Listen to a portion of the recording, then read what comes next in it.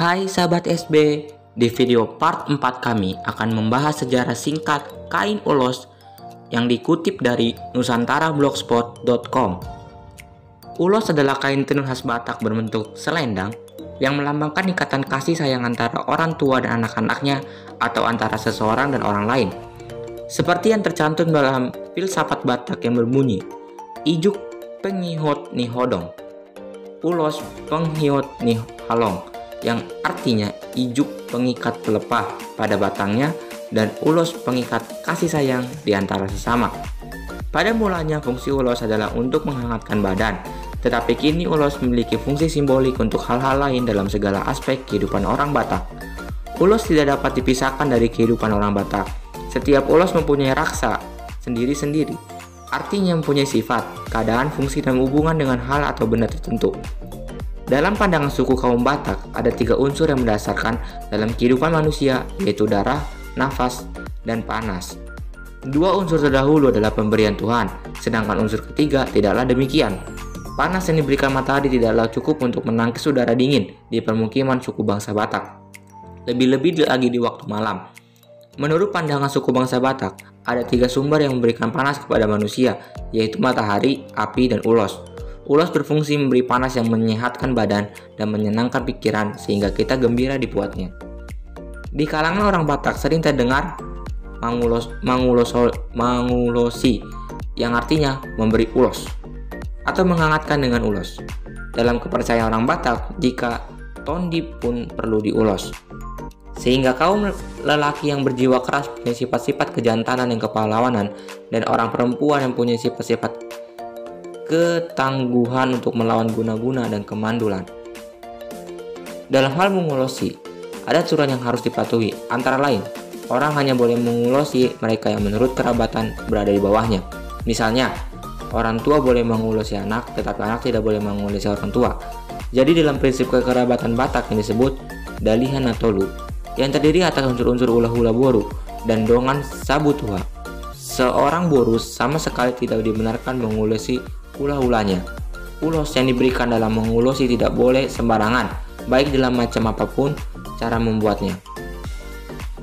Sebagai satu contoh, ulos ragidup yang akan diberikan kepada boru yang akan melahirkan anak sulungnya haruslah yang memenuhi syarat-syarat tertentu, yakni ulos yang disebut ulos sinagog untuk mengulosi atau tamu kehormatan, ulos ragidup silingo, yaitu ulos yang diberikan kepada mereka yang dapat memberikan perlindungan atau mangalinggomi kepada orang lain.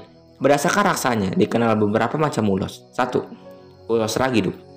Yang tertinggi derajatnya sangat sulit pembuatannya. Ulos ini terdiri atas 3 bagian, yaitu 2 sisi yang ditenun sekaligus dan 1 bagian tengah yang ditenun sendiri dengan sangat rumit. Bagian tengahnya terdapat 3 bagian, yaitu bagian tengah atau badan dan 2 bagian lainnya sebagai ujung tempat figura lelaki atau pinar halak hana, dan ujung tempat figura perempuan atau pinar halak boru-boru. Setiap figura diberi beraneka ragam lukisan, antara lain anti ganting si gumang, batuhi ansimun, dan sebagainya. Warna lukisan serta corak memberi kesan seolah-olah ulos benar-benar hidup, sehingga orang menyebutnya ragidup, yaitu lambang kehidupan. Setiap rumah tangga Batak mempunyai ulos ragidup.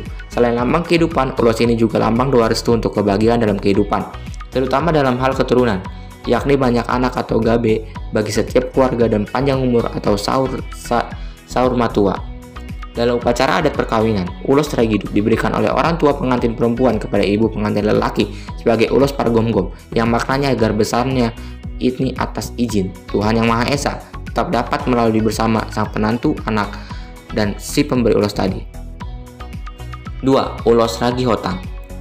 Juga termasuk berderajat tinggi, namun cara pembuatannya tidak serumit ulos ragidup.